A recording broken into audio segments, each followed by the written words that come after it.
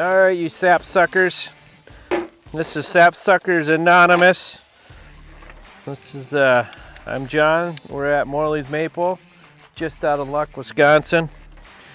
It's a glorious day for December, right, Josh? I think it's December. Hard to tell. We are prepping. We just hung some main line, which for some of you newbies, it's the big tube that goes through the woods.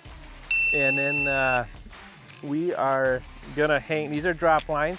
We're prepping them together right now. We're gonna show you how the inlet hook of the lateral line, we're prepping them. I'm putting a hook fitting on now. And we're gonna put, this is a CDL Max spout, double barb. I like the barbs with this fitting. Press them on there, release it, and voila. We got a drop line ready. We put a couple together to carry through the woods. You know, about a couple days, like to get some forearms after doing this. Grab an old tool pouch, some fittings, put a Coca-Cola in there. So we're gonna put some together. So we ran the main line. This is just a small little grove behind our house. There's 500 taps. So the kids are gonna be playing with it. So we're gonna prep now, since snow will be coming.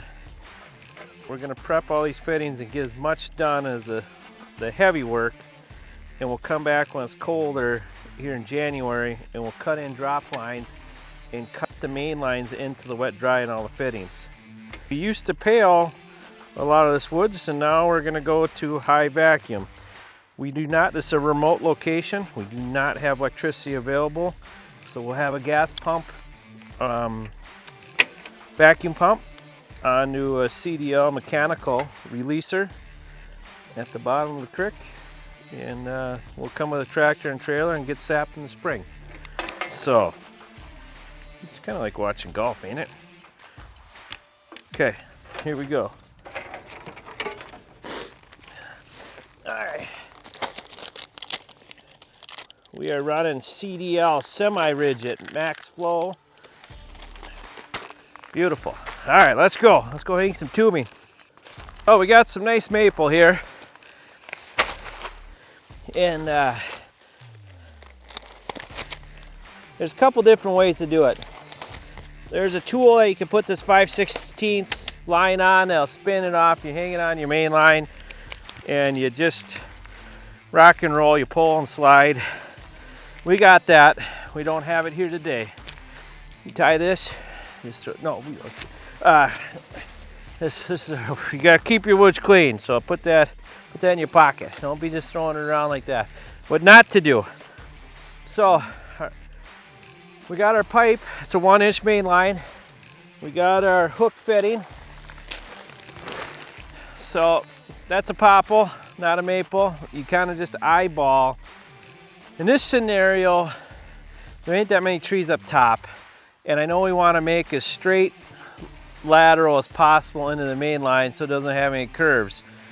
But once in a while, like this is the one's gonna be, I can tell right now we're gonna have a little zigzag because I'm too cheap to run another lateral line, but I think it'll be just fine. So I do it the old-fashioned way. Throw this around your forearm, come to your maple. And yeah, sometimes they need hugs. And if they're not producers, you get the Husqvarna out and you show them. Okay, we already lost our crimping fitting. Is this a blooper film? They make them red for a reason, Josh, so we can find them.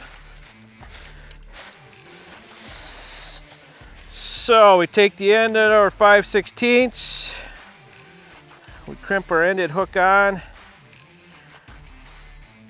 Some big muscular sugar makers can just push this on by hand.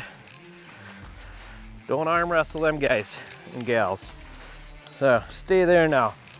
So now we got our ended ring on. We gotta give this old girl a big hug here. Give him a hug. I like to come around. There's all different ways to do this. I like to come around on this side of a tree. This makes me feel better, so that cup is facing this way for easier access. You can do it that way. The cup puts your tap in there to hold it for you. Now, if this is a little bigger tree, we'll come back later and we'd cut another tap on it. This is perfect, still a one tap tree. This is a 36-inch drop line, right 9 years. We're gonna be able to hit different spots in that tree. Sap goes around on vacuum and we're gonna suck to the other one. This is where the fun part goes. I hope Josh can edit this because I grunt a little bit. So start out with small circles. Small circles, you guys gotta have big, huge shoulders when you're done with it. So this is where that tool with the little spendy deal, where you can pull off, really comes to play. And you just kind of eyeballing. I wish you could go around this tree because it's popple tree. But, so we want to hook, we have a little bit of a cluster. We're gonna hook around one, and there's, like I said, all different ways you can run this. The good thing is, when it gets smaller, it gets easier. You got something to look forward to. Now you're probably wondering why I'm huffing and puffing. Well, I'm out of shape. We only got like 3,000 more new ones to hang and then maintenance. But we got 3 months. And then the snow is gonna come. So now our pipe's loose, and that's fine. We're gonna get tighten it. Right now, we're just hanging, and I pull in. Okay, it's gonna be right about here. Didn't fall out of your pouch. Cut your tube. Put a hook on. Put your hook line on. Pull this out. Stretch your tube. And what we're gonna do, we're gonna be pulling from this side for maple too. So it's gonna go back and forth. And then I like to, you can do whatever you want. It's under vacuum. I make a pre-cut loop that's gonna go back into the main line. And when you crimp it on, I like to crimp to make sure it's kind of this direction, so it's a nice flow into your mainline pipe. Sometimes you crimp like this and you pull it down, and it really doesn't matter. You're going to be sucking vacuum on here, so it will pull the sap either way. See how that dipped down? I like to keep it horizontal. And about after a couple thousand of these, you'll be a professional. So we have a spin stool tool. Will melt, instead of a saddle now, we'll melt a barb fitting onto this pipe. We'll pull it tight one more time before we do that. Come down when it's loose, weld our fitting on there, crimp it, and then the kids and I will come back and we'll tie off this pipe nice and tight and be ready for the spring season. So our lateral line is hung. I should explain this.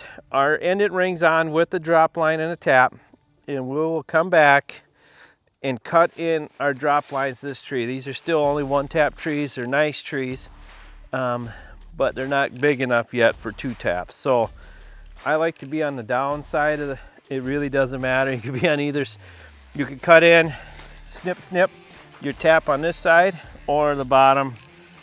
But we'll do that when there's snow on the ground with snowshoes before the season. It's a project that you can tackle at any time before tapping. It's pretty simple. It's not as labor intensive. The main line getting hung and stretching the laterals at all the trees is priority. The second thing is cutting in your drop lines, and you'll be ready for the sugar season. So this is a new install.